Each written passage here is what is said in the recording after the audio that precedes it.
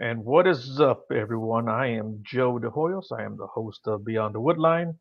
Real quick before I get started with the show, I'd like to give you my little spiel here. Uh, for those of you guys who don't know, I am the executive director for the JRG, which is a Jevning research group headed up and founded by William Jevning. The guy's got, man, almost 50 years of experience in the Bigfoot field. Um, he's a two-time witness. Of course, he's an author, got a lot of books. Really, really credible guy. In my opinion, one of the most credible guys in the field. But yeah, if you're interested in helping us out, we've got teams in Maryland, New York State, Louisiana, Florida, Oklahoma, Ohio, Michigan, California, Oregon, and of course here in Texas. And I know I'm missing a few more states. And if you're in a state where we don't have a team, we can certainly set you up with somebody. We network with a bunch of people, and I know people from all over the place too. So, and we vet everyone before we set you guys up. So, uh, as best we can anyway. So if you guys have issues or whatever, let me know. But if you're interested in helping out and researching, you don't have to get out into the field.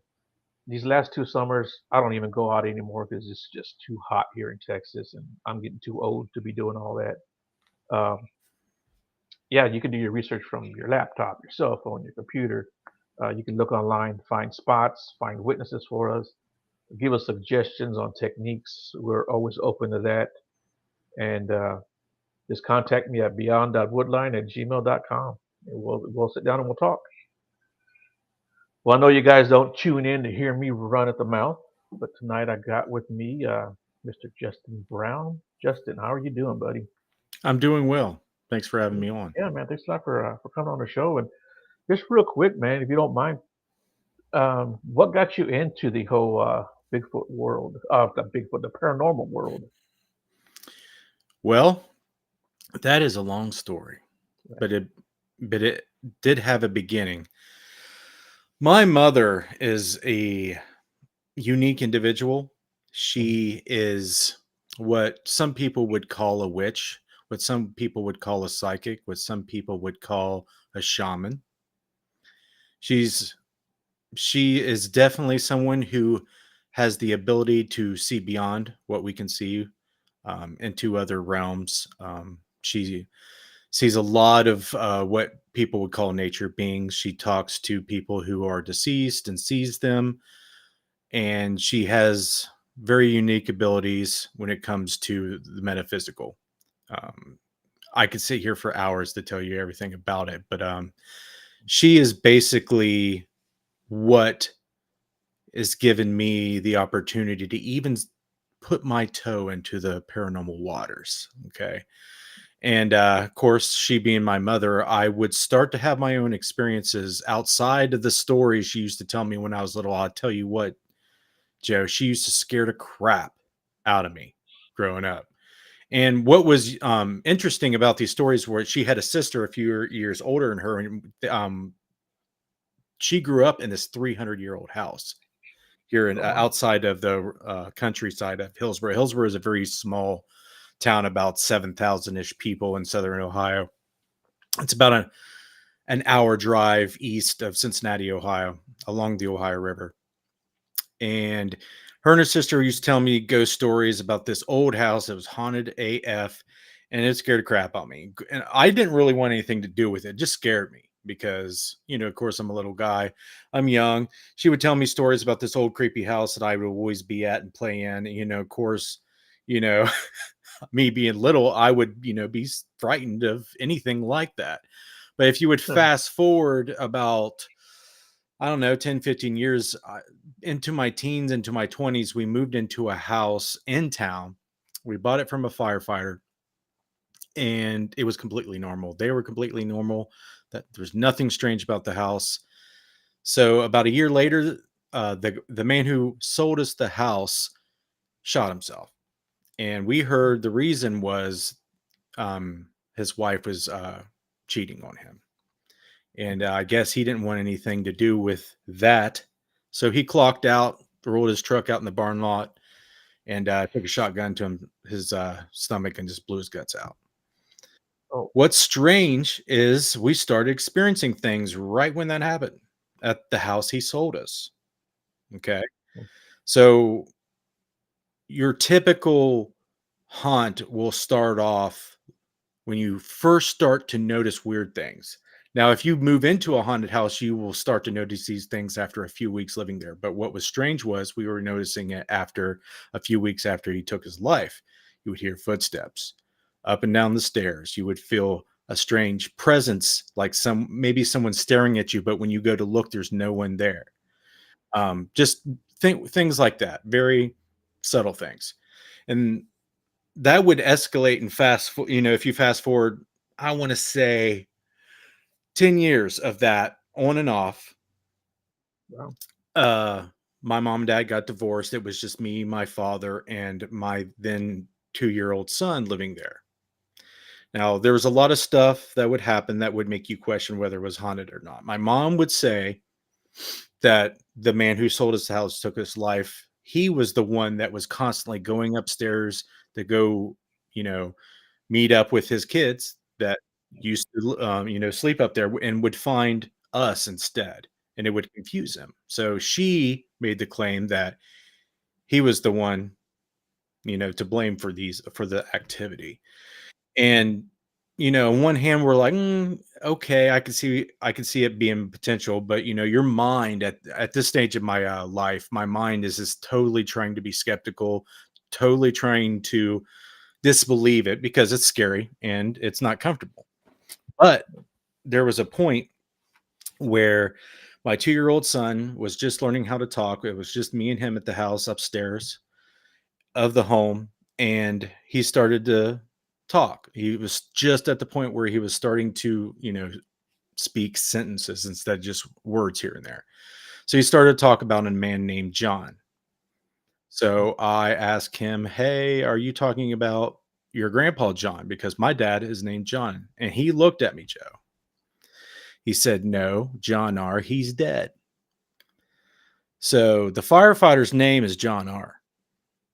Oh, And his that name was not spoken for at least a decade, if not longer. So I'm telling you, the feeling that I had mhm, at that point. Not only did he say his name, he said he was dead. So I just couldn't wrap my head around how he knew his name and how he knew he was dead, and just all of that, right, information coming to a singularity of just 100% fact in my head. There was no way I could see around other than the fact that he was talking to someone who, was alleging that he was a spirit of this man. And it totally changed my life.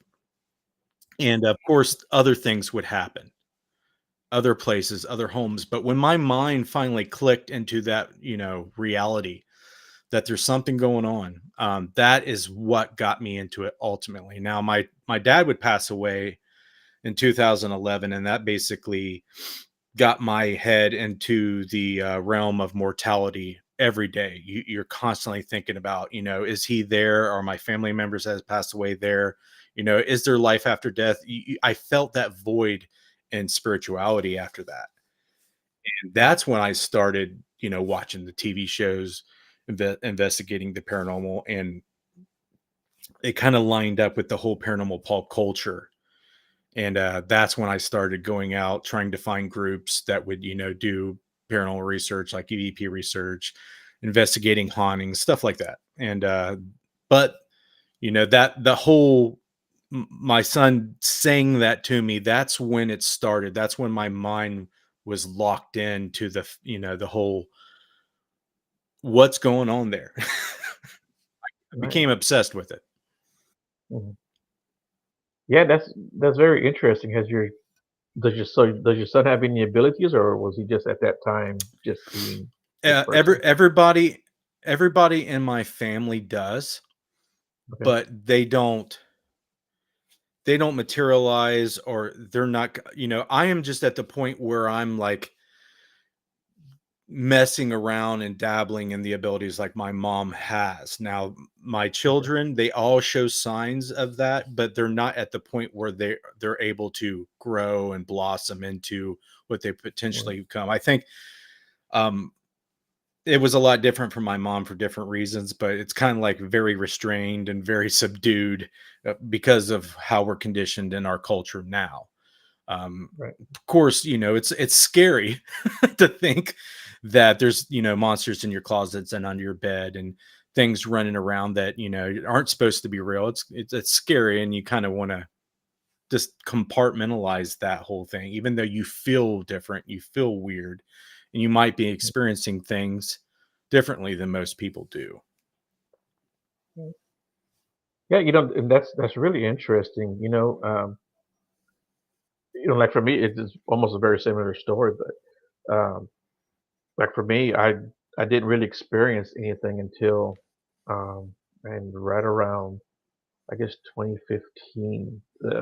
From the paranormal side, even though I believed in it my whole life and stuff like that, and I grew up, reading all these books and stuff. Um, and my dad passed away in 2012, but I always felt that he was kind of around, you know. Hmm. Um, and we had a lot of activity in this house that I lived in when I was married, and I think he was part of that, you know. But I also think it was the original owners of this house. They were the only ones that owned the house before us, and i- and it was uh, it was nothing scary, but it was certainly unnerving when you'd wake up in the middle of the night and see a dark figure standing right there next to the bed, you know. But yeah, I think my dad was around, and I went through a rough time in 2017 through 2019, and he made his presence felt for sure, you know. And once I got out of that funk, he kind of, you know, I guess went about his way and saw I didn't need him around anymore. But it was a good feeling knowing that he was around, you know. How were you sure that it was him? I okay. Well, I just felt him. I don't know if that makes sense, but I just felt him. And one day, so like in 2017, I moved out near San Antonio, and I was throwing some stuff down to my son. He was downstairs washing some clothes, and he had his basket. I said, "Here, take this with you." So when I threw it down, there was a light switch right next to me, and right at the top of the stairway, and it flicked on. And when it flicked on, the light came on. I mean, I heard it flick, the light came on, and I just knew it was my dad. And then in 2019, I moved back here to Houston, and I was at my mom's house, and I was telling my mom, you know, like I said, I was going through a rough patch, and I had just come out of it, and I told my mom, I said, Dad was always around me. I said, I just know he was. And I said, one day, I was telling her that story about the washing the clothes, and I was throwing stuff down on my son. And I said, and the lights was just flipped on. And I said, I just knew it was Dad. And right when I said that, and my mom was standing right there, the light switch in the kitchen flicked on. I mean, we both Hmm, heard it, saw the light come on. It was so crazy. But I just knew it was my dad, you know. Um, that is interesting. My father actually smoked a certain brand of cigar that had a very distinct smell. And mhm, me and both my wife, Christy, would smell that from time to time. And when yeah. I would smell that, I would have dreams with him in it because I normally do not dream. He's not there and present in my dreams, only when I know that he is trying to communicate something. Right. Yeah. I've only dreamt of my dad like 4 times, and in all the dreams that I've had of him, all four of them, he never spoke a word, but I could tell that we were communicating, and it was just like one dream in particular. I I don't know if I was like at an airport or a bus depot, but people were coming and going, had their little luggages with them. Um, I saw my aunt and two of my uncles and my dad. All these people had passed away. But I saw some of my other cousins there, like from my uncle Abel that was there. His sons were there talking to him, sitting on a bench, and he looked up at me and smiled. He always had this little smile on his face. And one of my aunts, who had passed away, and my other uncle had passed away. They walked right by me, didn't say anything to me, and I saw my dad and my grandson. He was, small at the time, and I just remember sitting down next to my dad and showing him, Eli, and he was just happy to see him. And he didn't say anything to me, but it was like I was introducing him to Eli. And the funny part about it is that when I was talking to people about this dream, they were like, maybe you were at some place where people come and go, which kind of made sense. Like I said, it was like some kind of depot or airport or bus depot where people had luggage that were coming and going, so maybe I was there, but it certainly did make sense when someone explained that to me. Um, my dad chewed juicy fruit. You're familiar with juicy fruit? And like maybe a month and a half ago, I came home and my house smelled like juicy fruit. Yeah, Hmm. it was a strange thing, but so I just, I know he's here and he's around. Last year in April, my mom had a party. She had turned 72, and we had a party there at the house. And my dad has a twin brother, and of course his wife, my aunt. They've been married way before I was even born. Um, So we're there at the party. It was on a Sunday. That Monday, my brother, my sister, my oldest niece, and my uncle, my aunt were going to go to the cemetery to go visit my dad. And, um, so it actually rained on that Monday. And on like Tuesday, I called my brother. So I was like, "Hey, how did the trip go?" And he's like, "Well, we wind up not going because it rained, and back where my dad is at, it gets real muddy, so they didn't want to go over there." He goes, "So we just rescheduled it." I said, "Okay, that's cool." He's like, "But I got something interesting to tell you."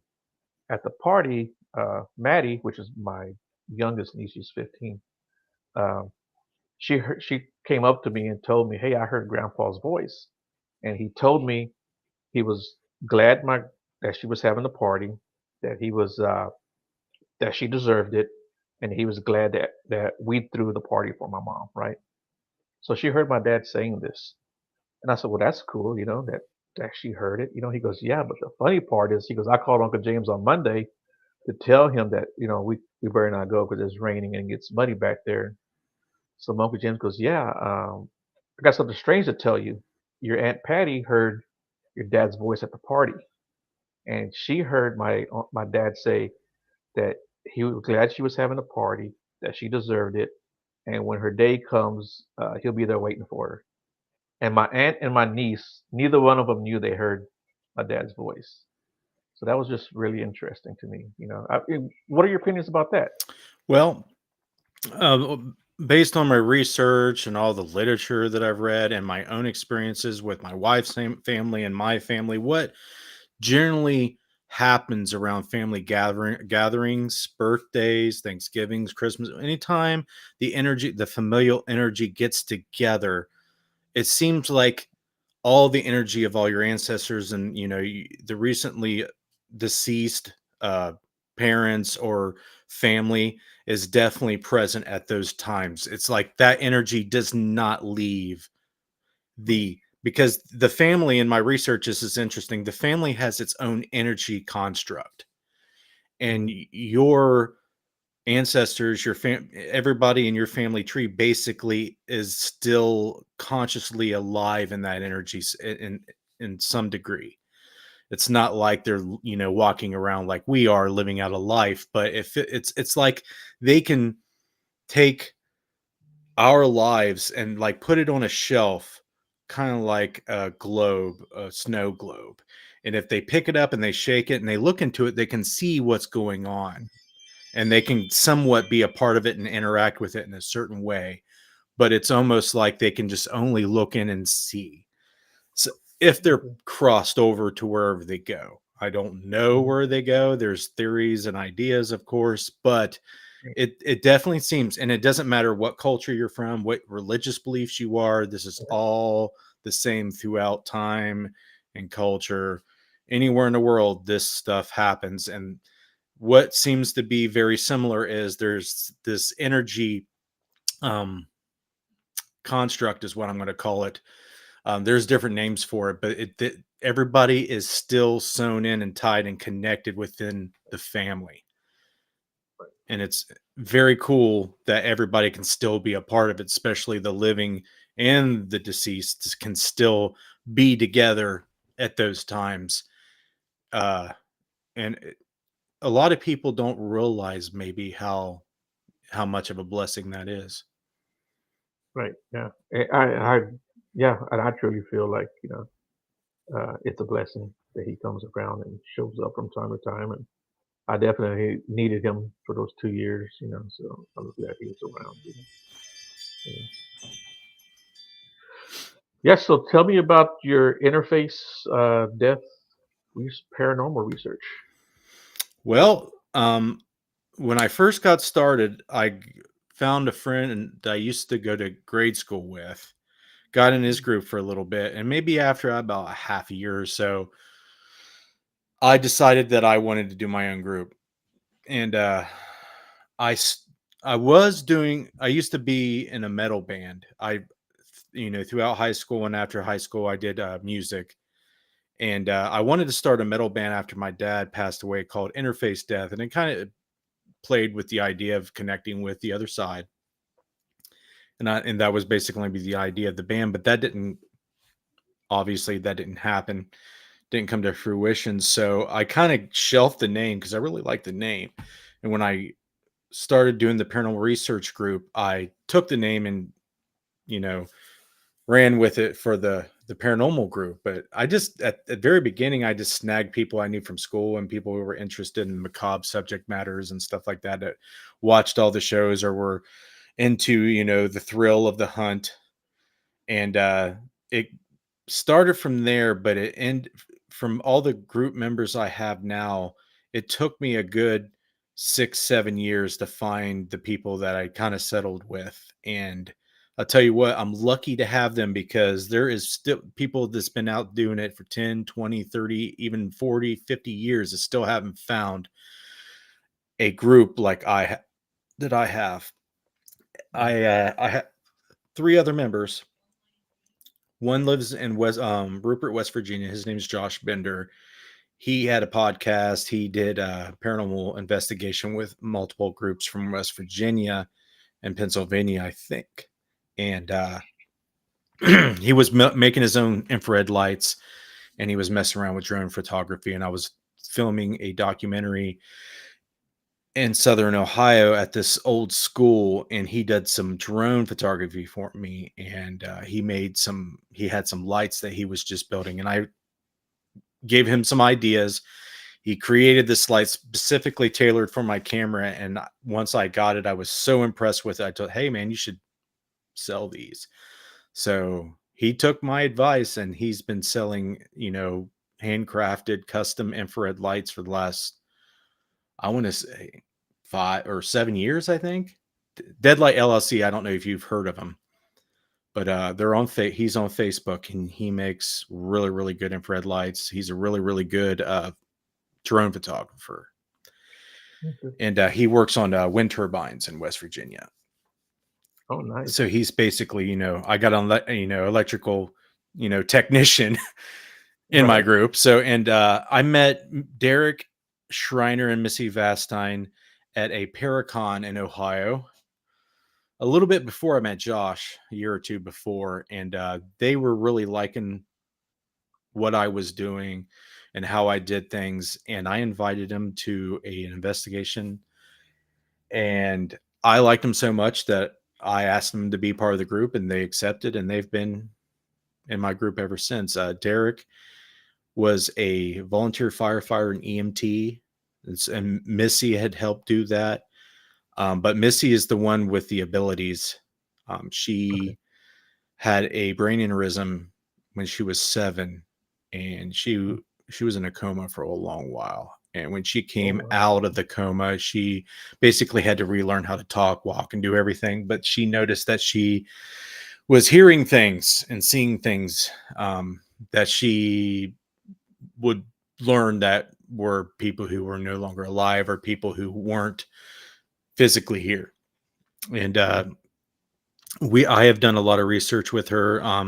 The way we interface death uses psychics in their group is they actually investigate their abilities, and they actually investigate the claim of psychic phenomena, and it's almost like we're, not only are we investigating a place or a person or what have you, we're investigating our own group members, and we're using them as tools to investigate too. So it's been super cool doing that, because I feel like the more and more you scrutinize everything that you're doing, the better you're going to understand it, and the better your investigators and your psychics are going to be. Because I feel like there's a lot of times where people do have abilities don't scrutinize what they do, and they tend to mislead themselves, mislead others, and they don't understand that they're not like this all-knowing 100% accurate psychic. Right. That's not how it works. So Yeah. that's basically what we do, man. We go around the country, or not the country, the Midwest area, and we investigate, trying to use science, but understanding a scientist is limited, and how it can understand the subject matter. And when it comes to the limits of science, we try to experiment with the psychic phenomena. We try to experiment, with using psychics, mediums, and the equipment that has claims to do whatever. We actually try to see if those work, and if they don't, why or why not. And we try our darnest to educate the community, the paranormal community, on how devices work, what's good, what's not. And we basically have created a website dedicated to that, and that's where we're at. Yeah. So, do you have any favorite devices that you like to use personally? Cameras and recorders. Cameras and recorders. Okay. We'll use sometimes they're scientifically calibrated EMF sensors, sometimes they're not.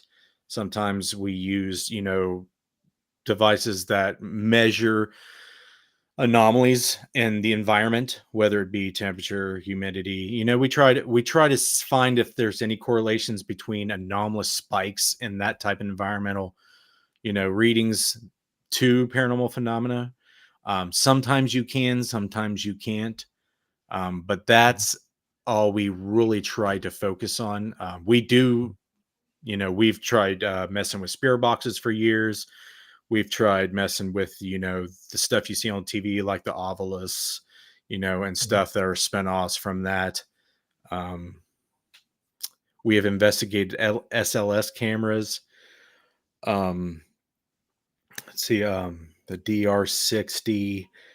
Uh, what else have we done? Of course, REM pods. Basically everything that you've seen mainstream, and we've also had people who make stuff on their own send us stuff, or we purchase them to test as well. Right. Yeah. Yeah, man, that's pretty cool that you guys do that. I think that's one way to keep yourself honest and to also cover all your bases. You know. So yeah, I like that you guys do that. Hmm. Yeah, it's Do you guys do residential, or do you guys like go out and do all the other stuff that everybody else does? I started to. I've done a lot Mhm. in my earlier on when I first started. Not so much now, because you can just basically debunk a lot of things. If they send you photos, or they tell you, basically what happened, you can basically tell them that they're not experiencing anything paranormal without Yeah. going there. Now, there's rare occasions where they are, and there's also occasions where they are experiencing something paranormal, but since their house is haunted and they watch too many TV shows and they're uneducated about the subject matter, they'll find a whole bunch of things that are not paranormal, but that doesn't mean Right. that there isn't something going on.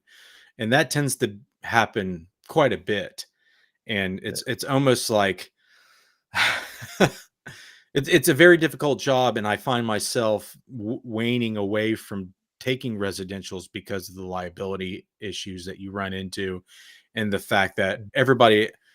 mostly everybody that you talk to that contact me, have their minds made up about what they feel like is going on. And if Mhm. you somehow scrutinize it or give them alternate explanations for it, they have a hard time with it. So Right. it's very rare that I'll take a case that looks legitimate, looks like someone actually needs help. It's usually the cases where involve people like children who can't protect themselves, or family members who are dealing with a death of a child or a death of a spouse or whatever, and they feel like they're present. But those cases are rare. Yeah. What people need to understand from my point of view and my experience and opinion is people who do not cross over, that's a word I'm going to use for lack of a better term, is rare. It's unnatural. When that happens and it persists, it's not only rare, it's unnatural. It's not supposed to happen, but it does happen. A lot of the times, people are dealing with their own psychokinetic manifestations, like the parapsychological phenomena, like poltergeist, that type of thing. 99% of the time, that's what they're dealing with. Mhm. Yeah, it's interesting coming from the Bigfoot world. Um, you take somebody out, every little limb snap, it's a Bigfoot. You know, Oh, so sure. you know, but even like you were saying, with people who may legit have had experiences, I've gone out with people who have had the hell scared out of them by one of these creatures, and when we go out, I mean, they're the same way. I mean, they're like, "Oh, what was that? What was that?" And yeah, everything becomes Bigfoot again. Hmm. And it's like, you certainly did experience this, but what you're experiencing now isn't, Hmm. but um, you think a person can actually invoke paranormal activity? All the time. Every day we do, Yeah, right. even when we don't realize it. Right. Yeah, and I think that because so you got my mind thinking when we were talking about that, and you talked about the gentleman that that that that took his life. I had a friend of mine. Him and his wife bought a house, well, rented a house actually. They saw it for rent, and they stopped by and they were like, "Hey, we saw the for rent sign. We're interested in, we're looking for a house because at that time they lived in an apartment. They had a little girl, and they talked to the lady, and she goes, "Yeah, the house will be ready in a couple of weeks." So, and they hit it at a perfect time because they were remodeling the kitchen. He thought at the time that it was kind of weird that they were only remodeling the kitchen, but he didn't. They had a good price. They liked the home.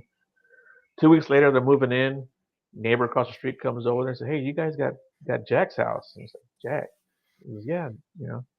He goes, "That was his daughter you guys were talking to." And they're like, oh, "Okay."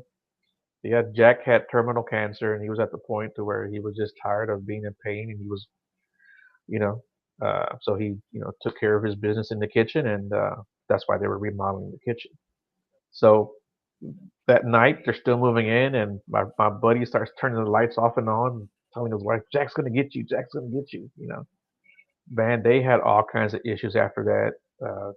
Pretty traumatic stuff happened to him, and he blames himself for all of that because one night, uh, his daughter woke up like 2 or 3 o'clock in the morning. She was only like 5 years old. She was on the floor in her room. She was slept on a toddler bed. Toddler beds are only like a foot off the ground. Where her front tooth was missing, but not only was it missing, but her gum was ripped all to hell. Like her tooth went in, and the roots came out this way, right? And they couldn't find her tooth, and her tooth wound up being 10 feet away from her. And uh, but even before that, he was laying in bed all by himself one day, and he saw a guy walk by his bedroom door in a black coat and a black hat, and uh, he got up, he grabbed his gun, and was looking for the guy in his house. And he said the guy was looked just as much as alive as you or I do. And um, one day, his father-in-law saw a man standing in his front, out in front of his house in a black hat and a black coat, staring at the house. They had a bunch of just weird stuff happen there that really scared him to death, and he blamed himself for that. And he thinks that flashing the light off and on, saying Jack's going to get you, is what invoked all that stuff. Uh, so I yeah. can see why he felt that way. But Yeah. that's not necessarily. I don't feel like that's probably what happened. Hmm. Yeah. Suicide's interesting. It depends. on the reason, and it depends on their psychological state and at the time. Mhm. People who take their own life when they're terminally ill is a lot different than most suicides, because it's almost like an euthanism, a self euthanism. So Right. it's, I feel like most of those suicides, more, let's just say more of those suicides are able to cross over than suicides that come about from something like traumatic, like they have to clock out because they can't take it anymore, but they're perfectly healthy. You know what I'm saying? It's a Right. little bit Yeah. different, but who really knows what your consciousness ends up deciding once they take their own life? Because I feel like there's a transitionary period where you can possibly regret doing what you did. Um, Right. Sometimes when you're caught up in your own traumatic, situation, it's hard to see how it affects other people that you leave behind. And Yeah. Exactly. that could be a reason why they, don't cross over and they choose to remain either where they took their life, or it's not necessarily where they took their life, because a lot of people believe that, you know, you have a soul and you can only haunt one location. Well, I've discovered that you can go multiple places and even reside. Your spirit can reside in possibly infinite amounts of places at one time. Right. Yeah. Yeah. And I truly believe that too. Just real quick. This is Miss Sandra. She's one of my longtime listeners, and I hope you're doing better. She got hurt about a month ago now, maybe a little bit longer. So I hope you're doing good, Miss Sandra. But yeah, like going back to my dad, you know, uh, like I said, where I'm at now, he's never been here, physically, but I know he's here, and like my sister's house, and even like my nephew, they're all they all say the same thing, that they, know that he's around too. Uh, so I think I think he makes his rounds. I just do. I just think he makes his rounds.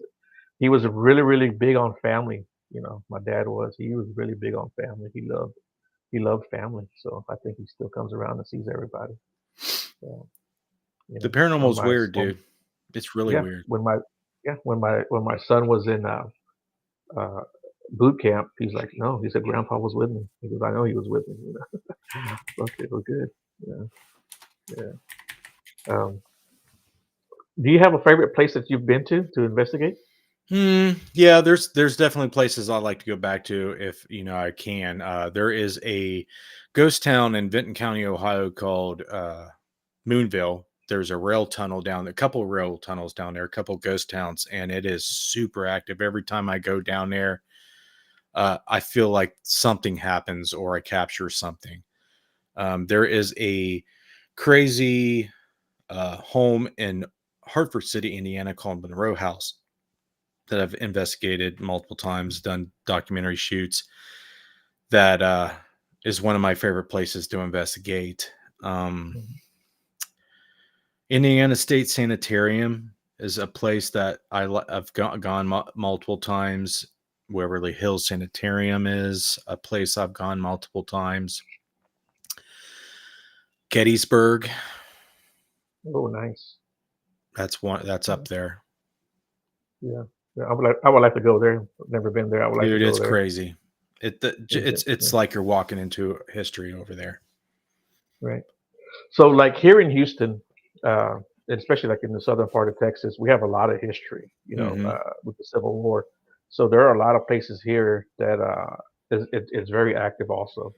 And I mean, the Herman Park is downtown, in Houston, and people don't realize the history there. They're just walking around, and I'm like, guys, people see stuff here all the time, but people are too busy living their lives to stop and uh, and really check it out. It's like, do But you yeah, even paranormal, bro?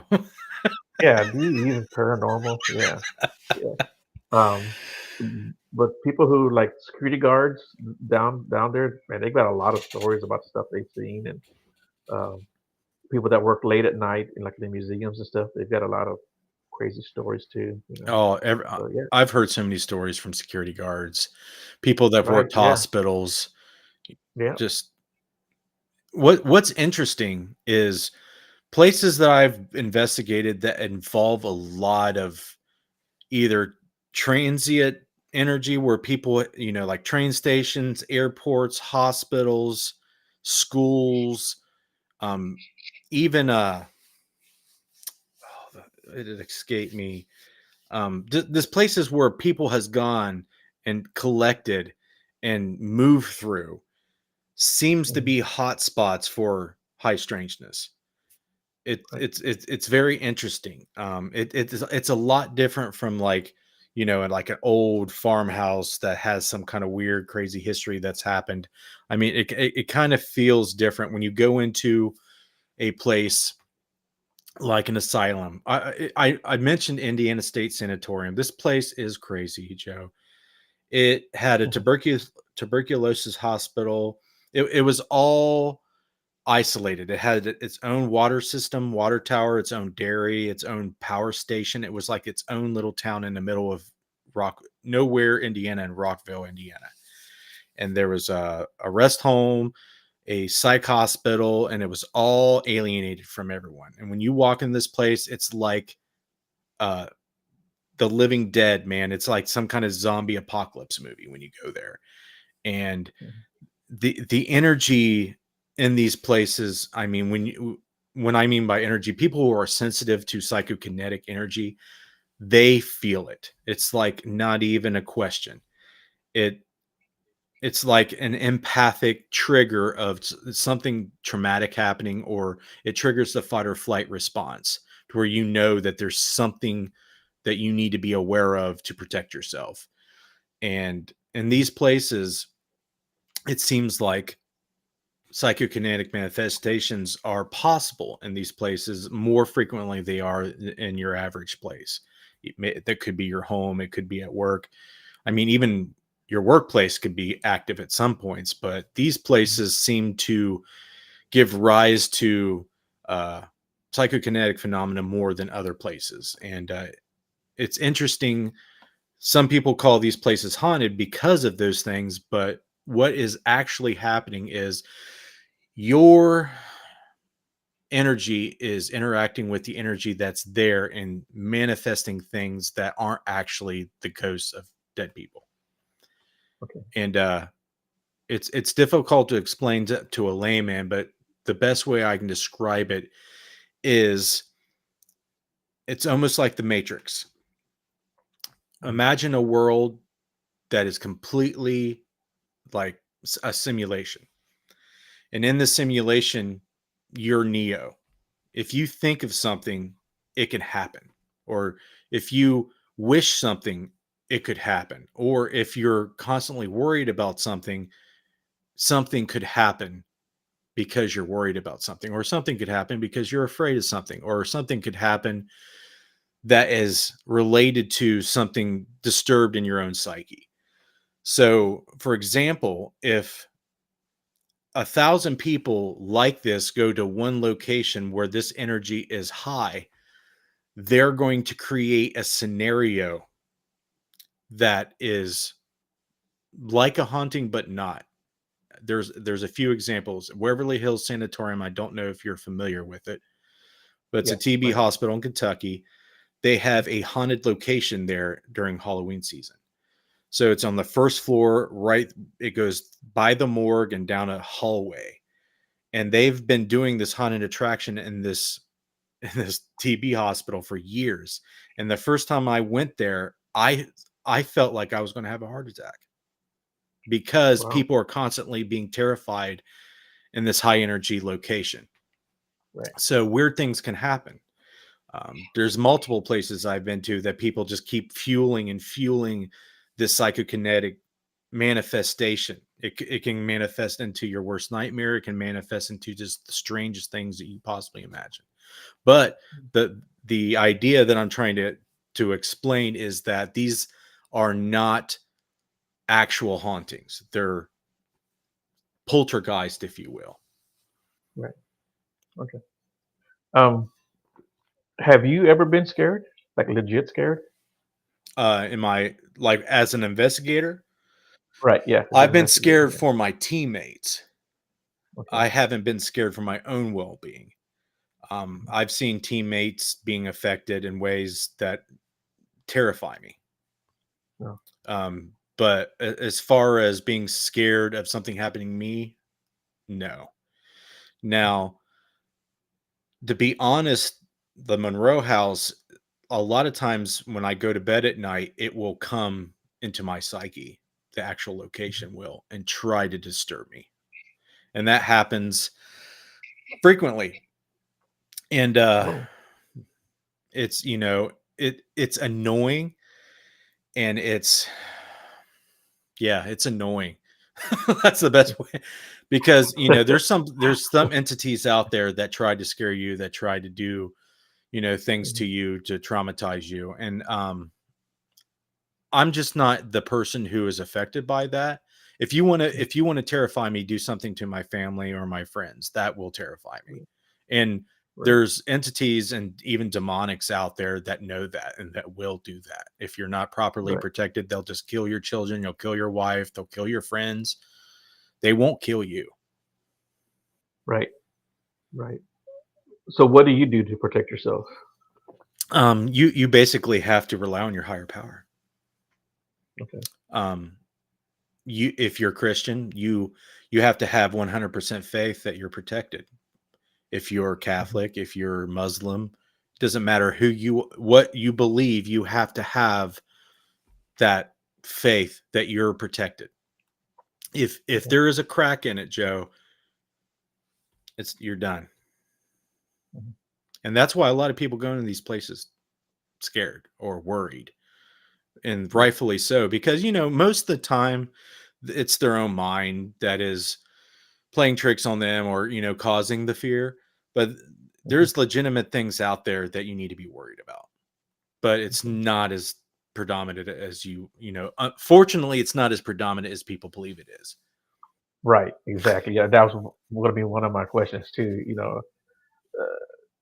It's hard for me to really watch some of these posts sometimes and on any platform because everything is demonic, everything is evil, everything is out to get you, right? But it sells, it gets views. Sure. People like that kind of stuff, Sure. right? Hmm. But you know, I don't want to feed into that. But um, I did want to ask you: you think a person can be haunted? Hmm. Yeah. Yeah, I mean, haunted is a word we use. Right. People have abilities or something going on where they feel like they're either sensitive to something supernatural or paranormal, or things of supernatural paranormal nature happen around them more. And Okay. it has to do with their consciousness or a psychic ability or some type of sensitivity on their part. And there could be different things. I've done research and investigated possible curses, possible, possessed and demonic, activity. Um, it's rare, but more so the psychokinetic phenomena that I was talking about is what they're Mhm. dealing with. There's something psychic going on to where they're triggering the environment to do things, and it has more to do with them than it has to do with something else doing it to them. It's almost like a cocktail. If you get the right place, right time, right person, and if you constantly put those things together, you're going to have a recipe that's can cause issues. Yeah. Yeah. Yeah. I agree with that too. Yeah. I never thought about it like that, but yeah, I think you're definitely onto something, and uh, And I think it's gonna be this is just me taking the most educated guess. We really right. don't know for sure what psychic phenomena is, especially from a Right. scientific standpoint. We don't even understand consciousness scientifically. Right. Yeah. So we have to base our guesses on what's already been put out there based on our own experiences. And it just seems like the best way for me to tell folks that are interested in the topic but really don't have a lot of experience or knowledge on it is the paranormal and the supernatural are morphic, unpredictable, and it does not follow the cause and effect reality that we live in. It's almost like those types of laws and rules go out the window. I have a Yeah. saying: you don't find the paranormal finds you. Okay, it's like if you go out there and you try to find and film Bigfoot, or you try to film a ghost, or you try to capture that thing you experienced back in your early 20s, you're probably not going to. Yeah. But it's going to happen to you when it wants it to happen to you. Yeah. It's probably going to be the time you're not holding a camera. Yeah. Oh, always, always. Yeah. And I definitely agree with that too. So you mentioned supernatural. You've actually mentioned it a few times. Um, and I want to get into the Mothman with you, but I wanted to tell you a story that we were talking about earlier. A good friend of mine, he works with truck drivers. He's in dispatch, and he had a Bigfoot encounter. So he asks his truck drivers all the time, "Hey, what's something weird that you've seen?" And a lot of these guys don't want to say anything. Mm-hmm. So my friend will say, "Well, okay, this happened to me." He'll tell him his Bigfoot encounter. This one truck driver, I don't remember if he was in Tennessee or Virginia, one of those states, going down some little highway and woods on both sides. He saw what he described as a werewolf walking on two legs, of course, and it was taller than the hood of his truck. Right, his head came up above the hood of his truck, and he's, well, I didn't want to say your name, buddy, but I'm glad you're watching the show. Yeah, he says me. Yeah, he's the one that told me the story, Walter. So as he passed by it, he looked out his side view mirror because he wanted to see it again, right? And when he looked in the mirror, it was a man, you know. So what do you think that was about? And I can Walter, I only tell you, the guy, speculate, Joe. I right? can only Yeah. Well, speculate. But what's possible is that a lot of times, okay, what was the name of your friend again? Mr. Walter. Okay, Walter, you're a truck driver. No, no, he's not. He was talking to a Oh, truck he's driver. talked to a truck driver. Okay, Yeah. so the truck driver saw this. Yeah. The truck driver saw it, not Walter, right? Yeah. Okay. Yeah. So truck drivers, I work with truck drivers. I work a shipping dock in Hillsboro at Tech Incorporated. We ship car parts. So I talk to truck drivers. I understand them. So when you're driving hours and hours and hours, it's almost like the same thing as you're sitting in front of your TV, or anybody that has a long commute. You enter into a altered state of consciousness. It's not like full blown alert consciousness. Your consciousness kind of shuts off, so you're not boring yourself mindlessly, paying attention to everything that you've paid attention to along the road every day for years potentially. You're following me, right? So you know how you have Mhm. a long commute, you've drove it a million times, and you kind of daydream a little bit. You kind of enter a little hazy moment of perception. So when in my research, when I find people that do that, they enter into different states of consciousness and perception, and they're able to perceive things differently. So what could have happened was he perceived something that is normally always there but outside of our normal conscious perception. That's why a lot of people, they'll see a ghost, they'll see something strange in the corner of their eye or right there momentarily, but when they go to look back, it's not there. Mhm. So we enter altered states of consciousness at certain times. And I feel like that definitely could have been a moment where he saw something that is normally there, but he's not normally conscious of. So when he saw it initially, he's like, wait, that doesn't register as normal. He looks back, and then his consciousness snaps into normal consciousness, and he did not see what he saw before. Yeah. Or he could have seen it. Well, he did. So, when we Yeah. see things, we only see things the way our consciousness tunes us to see it. But what I'm Mhm. trying to say is we can. No, no, I understand Okay, what you're okay. saying. I understand what you're saying. I'll just mess with you. But yeah, if you don't mind, man, uh, I know you talked about the Mothman before we came on the Hmm. air, and you did some research and a documentary on that Yeah, also. early on in my early film days, I did a documentary. It's on my YouTube channel if you want to check it out. Okay. Uh, yeah, I live very close to Point Pleasant, West Virginia, where the Mothman sightings occurred. So, if you're not familiar with Mothman, back when during the around the Silver Bridge collapse in the mid 1960s in Point Pleasant, West Virginia, there is some strange things happening. People were seeing an 8 foot tall, dark owl-like humanoid with huge wings and red glowing eyes flying around a concrete factory and around the Point Pleasant area.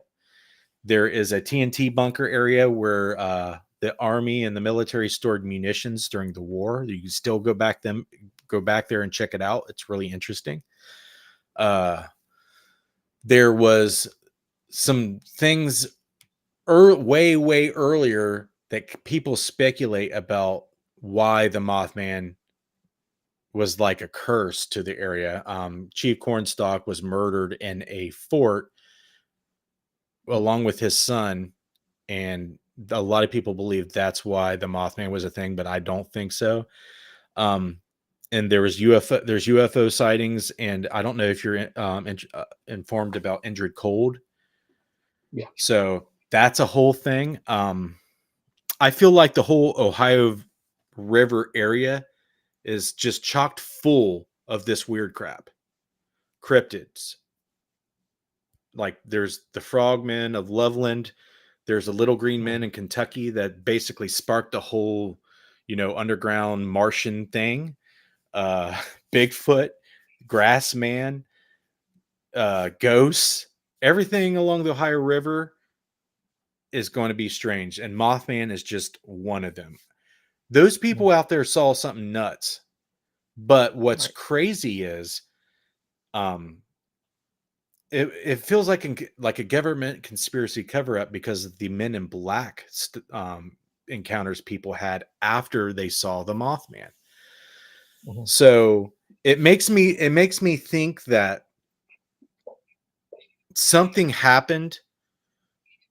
A supernatural event happened around that time, where it was happening during that time. I don't know if it was something that periodically happens or happens all the time, but people started talking to the media and to the Right. police about these sightings and about Injured Cold and all this stuff, and it seemed like it sparked a whole conspiracy with the Men in Black and the whole thing. So I definitely feel like they saw something, but it's something that no one will ever know for a fact that it actually happened, because that's the whole thing about the supernatural. It's outside our material, what we perceive as reality. When Mhm. people see Bigfoot, when people see Mothman, when people see these cryptids or ultra terrestrial type beings, they're not perceiving it in the normal reality where we perceive things. And that's why it sucks investigating it using science, because you can't replicate it. You can't predict when it's going to happen. Of course, if you see a sign, a physical sign like a footprint or like a crop circle or something like that, it may be a hoax, it may not be, but there's really no way to tie that type of evidence to the actual phenomena itself yet. Because when you look at the whole giant conspiracy, where they found the giants in the burial mounds all over the Americas, where are the remains? Well, if you research it, the Smithsonian supposedly has all the remains, and you know if there were giants, who's to say they weren't, other things that were huge like Bigfoot or other things out there that, they just covered up. It's it seems like it's impossible for just average Joes like us to find really Right. hard evidence that they exist, because even if you do and you get close, these weird Men in Black people come and freak you out. Like, look what happened to Chad Kalick and um, his buddy from Australia. I don't know if you watch his stuff. Which did they have a show? Well, Chad Kalick went down to Australia to Right. Yeah. investigate Yeah. the ghost that was on this island, Right. but it ended up being an alien. So, and Exactly. They have a documentary on Amazon, yeah, or they was it have 3 Amazon? of Right. them. Yeah. Okay. Yeah. And The Gray. yeah, Sir No Face is what it's called. Yeah. There you go. There you go. That's what it And is. they Yeah. ended up getting messed with after they Yep. started They sure did. investigating it further, and a lot of bad things. Like Chad Kalick almost died, and Right. Powell is the other guy's name. His pal, he had bad things happen to him. So Hmm. yeah, Yeah. I have a friend who got a phone call, a couple of phone calls from the Men in Black after he had an encounter. Yeah. so it Yeah. makes you wonder, when you do rabbit hole type research when it comes to the supernatural, the government and private, dark entities of, these research groups are there to, stop you at the door. They Right. don't Or let try you to. in. Yeah. And if you persist, they'll just kill you. I hope not, because Oh, they we've kill been Joe. They persistent. they they kill people all the time for this stuff. It happens. Oh yeah, I totally believe that. I totally believe it happens, but yeah, I just try not to rock the boat too much, That's a good Not idea. yeah, and people have told me, hey, why don't you do a show on that? I'm like, nope, I will not do a show on that. I'll leave them alone. And hopefully they leave me alone. So that's all that matters. So yeah, I don't like talking about them too much, but cool beans, dude. We already come up on our hour already, man. It happens Um, fast. Yeah, it happens pretty fast, man. So, why don't you give out your contact information, your social medias? Don't give out your social. You give out your social Yeah, media. my bank card number, my everything. Yeah, Just yeah, wipe me clean. All right, man. Well, you can find everything that I do at interfacedeath.net. It's interfacedeath.net. You can find out all of our social media platforms, our YouTube channel, everything that we do. We're on Facebook, YouTube, Instagram, Twitter, X now, I guess. Even Twitch TV, we multi-stream there. All of our documentaries are on YouTube or on our website. So basically, anywhere you can go online, you can find where we put stuff up there. And thanks again for having me on, man. We'll do this again. I can bring you over to my channel. We can talk more about the research you do and your stories, and we can go from there. But I appreciate you. yeah. I appreciate you too, man. And hold on real quick. And yeah, everybody. Hey, thanks a lot. I really appreciate everyone in the comments. You guys did a great job as always. I do appreciate you guys participating. Thanks, Sam. Uh, yeah. Um, Sandra, take care of yourself, Sandra. I hope you get home soon if you're not home already. But yeah, everybody, thanks a lot for tuning in.